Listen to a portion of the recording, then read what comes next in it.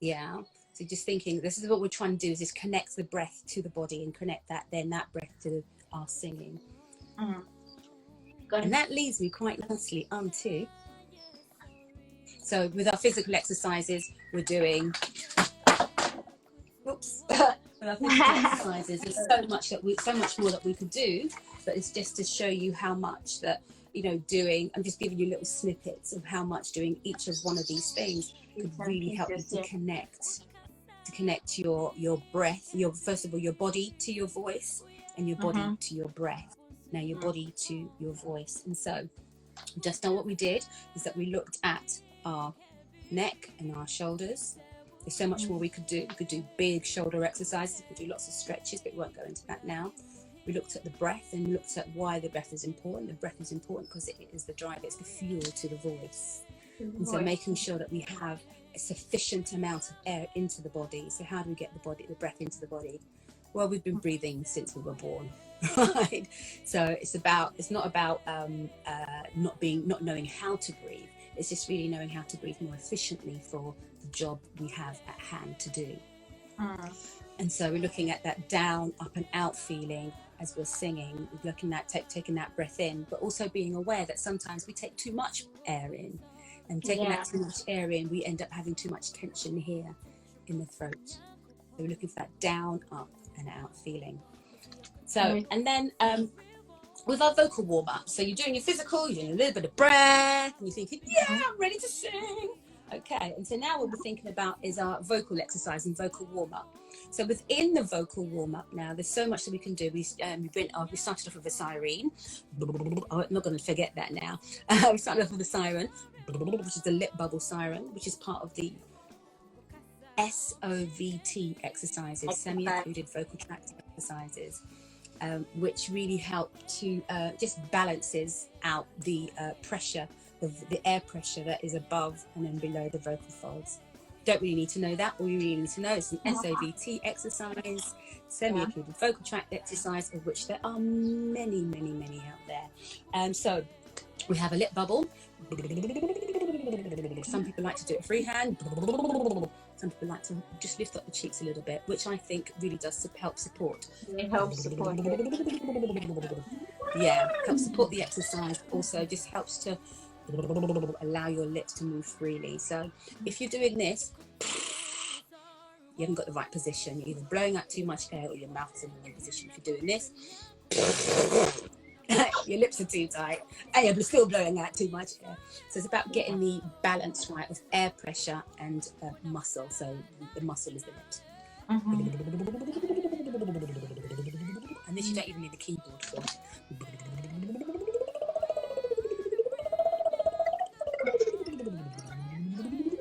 Oh, Joy is here. Joy. Hey! Hey, Joy!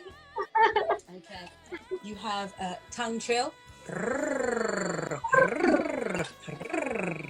just rolling your tongue. Again, don't need the keyboard for. We can just take a little melody.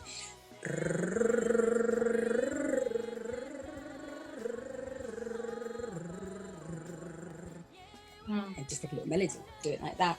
Oh, you have the... Yeah.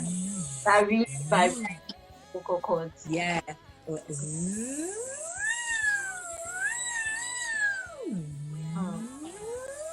Yeah. We have straw exercises. And have you heard of the straw exercise? Yeah.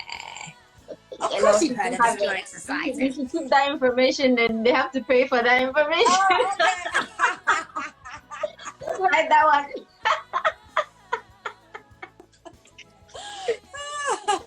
I paid a lot of money for that information, Barbara. Hide that information. I said baby. You're going to kill me. Hey. I will be for you. Hi. If you want that information, pay to have a vocal lesson with Barbara, and she'll give you that. That is classified information. Exactly. Someone just said, used to do all these when we were kids. And it's so important that this is what it is. It's connecting to the sounds that we already know and using those to really just get into the voice. And so you're using that as your warm up. Now, how long does a warm up need to be? 10 minutes, 15 minutes, and you just do this every day. You do these small exercises every day, and you find that your voice will build up. But talking about warm-ups is that it is also equally important to cool down, because not many singers do that, you see. We might warm up. Okay, I've got a big, massive gig. I'm going to go warm up. You do your big sing.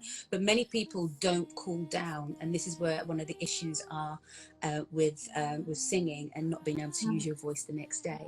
You've got to reset all of these muscles here. All the voice needs to reset itself.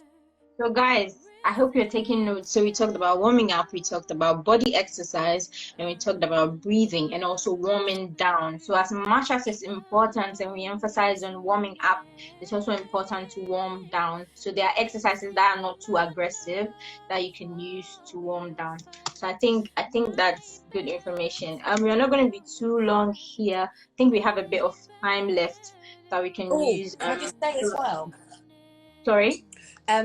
With vocal health, that and maintaining your sound. I mean, I'm drinking coconut water here. Milk does not work for me. It works for some people, it doesn't work for me.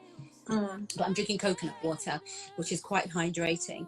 But it's also, things like sleeping enough, rest. If you've got some people here who work, who do big gigs.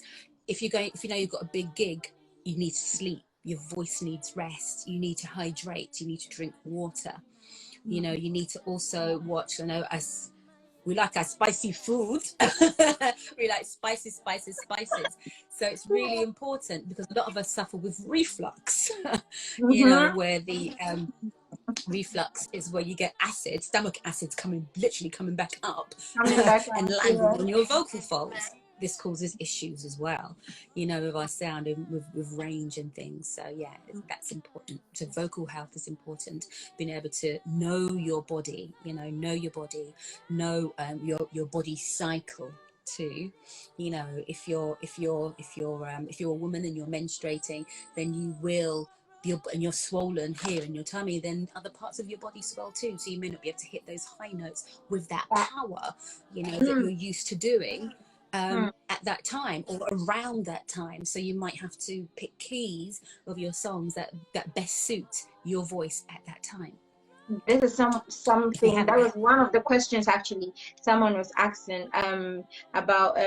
She said whenever she gets her menses and stuff, menstruation, she can't really sing. She's really terrible at singing, and how can she overcome that? And I was like, people get frustrated and emotional about, when you get pregnant, sometimes your voice changes. I think it's hormonal. When we have hormonal changes, it does affect our voice, and people are not informed about that information, so they just get frustrated about it. And I think it's natural to have those differences in your voice and all those things. Don't get too worried about it. It's gonna pass, especially with the menstruation. It's a cycle. But also, as you said, if you are aware that that's gonna happen, maybe you reduce your key for the song, or you warm up with maybe more easier exercises and not too aggressive. Look at your set list.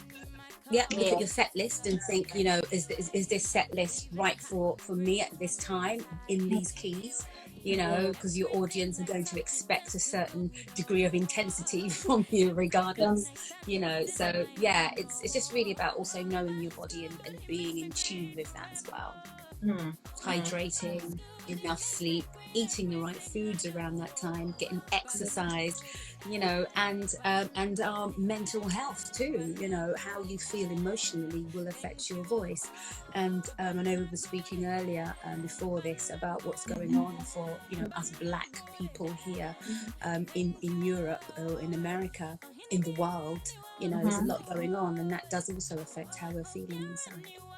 Yeah, very true, very true. And imagine feeling that way and you having to go on stage. How do you deal with that? And it's a lot to go through, but It's one of those things. As singers, is one of the challenges we have to face. How you feel, you don't really. It's either you channel it into your music if you're angry and it's an angry song, good for you. But if you're gonna sing a happy song and you're feeling too sad on that day, you have to learn how to channel it positively into your music. So that's also one of the ways. Being aware of your emotions before you get on stage. Yeah, I learned that from Barbara. Thank you. Yeah, and you know, I always think that it's nice to, depending on what you're singing and how you're singing, to have a story or a narrative that goes with each of the songs that you're performing as well, so you know how to tap into that song, even if you're not in the mood for that song, but you have to yet sing that song. Wow. Okay. That's good. There was one question about ranges and how to increase range. People feel like it's always a challenge to hit higher notes.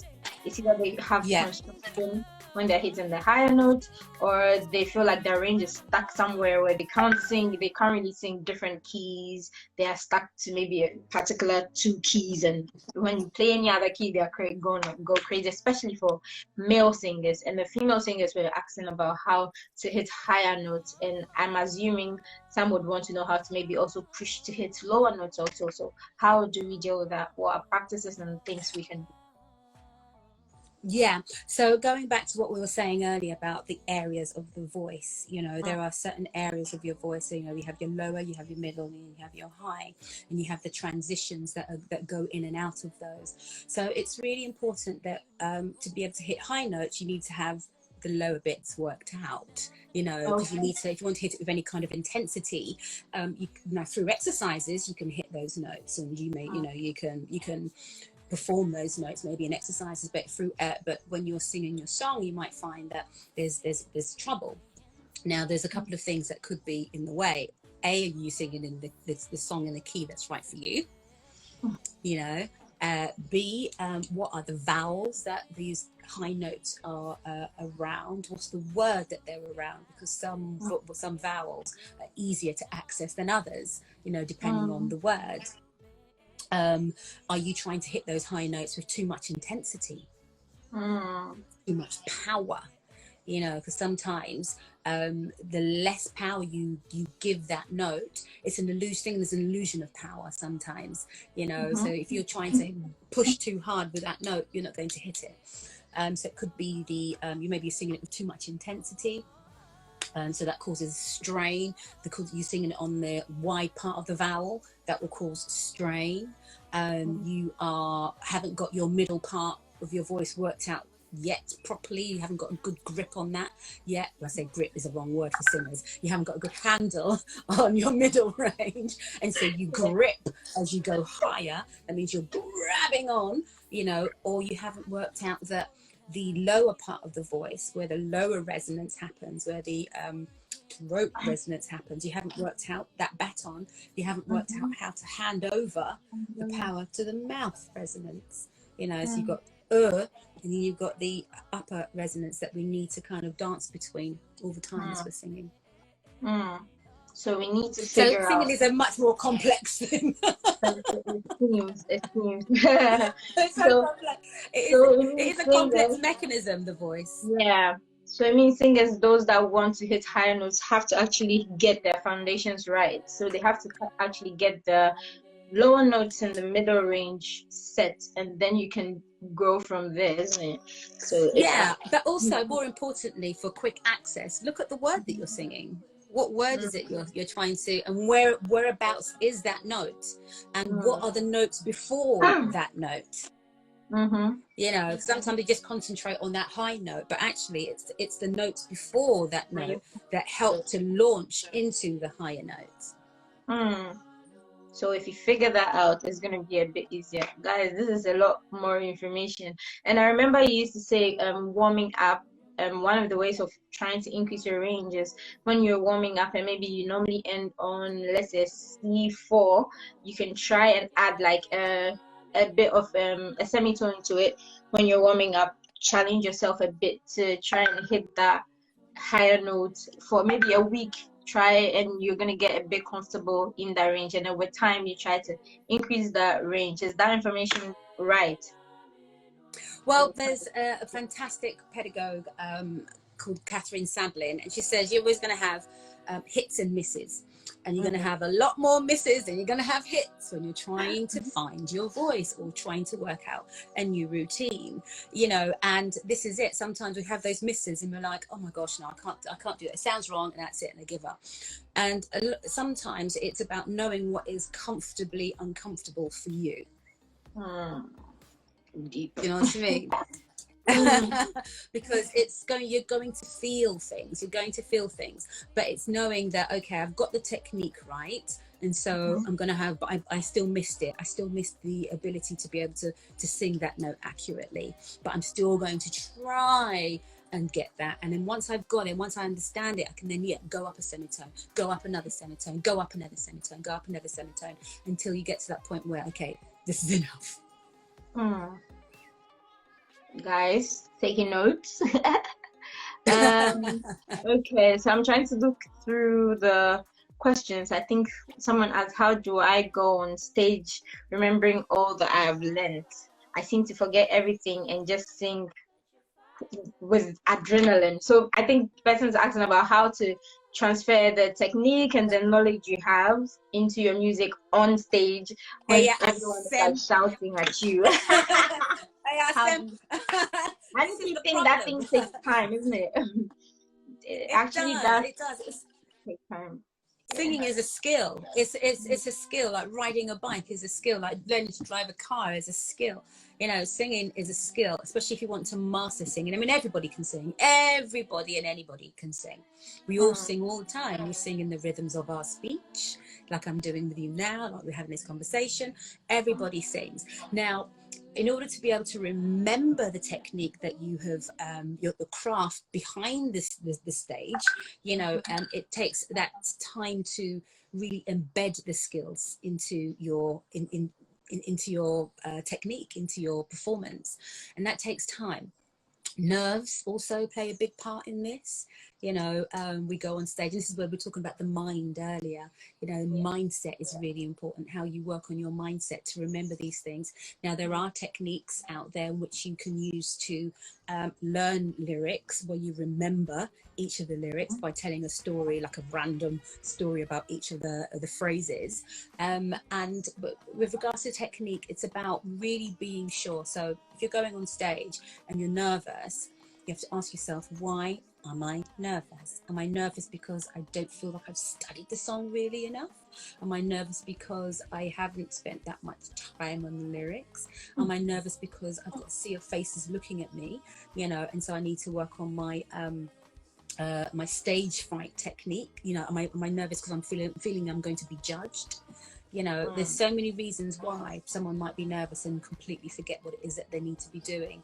But in my experience, what I found is that the more time someone spends on a song, the more, you know, it makes a huge difference singing a song 10 times and singing a song 1,000 times, or even 100 times or 200 times makes a huge difference. And so really intimately getting to know the song. So maybe like you might be writing out the lyrics, as I said earlier, and writing out a narrative that goes with the song, that so you can find a connection. What does the song mean to you? What are the lyrics about? How are you expressing this song? Because how you express the song and how you think about expressing the song informs how you will express the song, how you feel about that song. If it's, once you've figured that out, you're thinking, right, okay, so what type of technique do I want to be soft here in the verses, and do I then want to power out in the chorus? Do I then want to then raise the intensity and the energy as I get to the second chorus, as I get to the outro? Then I might need to know what is belt technique. I might need to know what is mixed voice, or what is the blended transition. You know, what is the handover between the lower part and the upper part? If it's that I want to sing a bit more breathy at the beginning, I might need to know how to control the airflow so that when I am singing, it sounds like I've got breath on the sound. Or do I want it to be a bit more clearer, like I'm singing now? So sometimes we just think, I've learnt the song, I've learnt the lyrics, I'm going to go perform it, without actually looking at what is it that you want to convey? What is the message that you want to put across? How would you want to perform this song? Because it goes deeper than that. If you want to sing, sing. Just sing, be happy, be free, and sing. You know, but if you want to really interpret and get into your songs, then you've got to dig deeper. You've got to, when we're watching films, or when we're reading a book, when we're reading about characters, or we're watching characters, there's been each character has a development, each character has an arc, each character has a story. What is the story behind how you want to interpret and sing this song? Because then that informs the technique. The technique then is what you go and research and what you then implement into your singing, your training. So if you're training, let's say this week I'm going to sing this song, I want to use this and this technique, then you go and study that. Then you've got that focused channel of study. Wow. And then you then use that to the next song, the next song, the next song. Next thing you know, you're not forgetting your technique. You're not forgetting your technique because you've studied, you've had an understanding of what the technique is that you're trying to convey. Does that make sense? Yeah, I think this kind of answers like two questions. Actually, being dynamic in singing a song, and at the end of the day, also making it easier to remember whatever you're going to put in the song. You know, because when you just sing by how you feel and not really plan the whole thing, even though at the end of the day when we get on stage we actually sing from our hearts, so some things can change, but when you have a plan it makes it easier to remember and less nervous, I think, because you feel a bit more prepared, and I think that's something I think it's something we had. Preparation. Yes, preparation. You've got to prepare. The more prepared you feel, the more connected you feel, the more connected you feel to the purpose. What's the reason why you're singing this song? Why are you there? Why are we doing what we're doing right now? There's a purpose. There's an element of preparation that went into this, and there's also a reason. And I think once you start connecting with that, even for your singing, even if you're singing for pleasure, it feels better. It feels freeing. It feels connected. This is really good information. And I can chip in there. One of the things you can do is when you have your song, you can print out the lyrics and just look at them and be like, okay, so maybe this side talks really calmly. If you listen to the lyrics or you pay attention to it, so I'm going to sing it with breathy singing. How do I do the breathy singing? Then you then pay attention to what Barbara said. Are you going to try practices that would help you improve your breathy singing? And maybe this part is about power. So I think the second verse I'm going to sing with more power, so I'm going to study about belting, and then with that you're going to learn so many techniques that you can incorporate into the song. I think this boils down to the point where people rely really on riffs and runs, because even though that's amazing and that's perfect, but sometimes you don't really have to rely only on that. But I feel like people run to that side because they don't really sound good. Yeah. They sound good. You're like, woo, they're impressive. Yeah. So they run to that side, and sometimes I'm not really the best when it comes to all those things, but I feel like when you have a lot more techniques in your hands, you can interpret or explain your story or your storytelling or your lyrics better. So let's learn about the techniques and apply them to music and like our songs. And then the riffs and runs also, there are ways of learning it. Barbara, people normally still want to learn about runs. I want to learn more about them, riffs and runs. Yeah, so do I.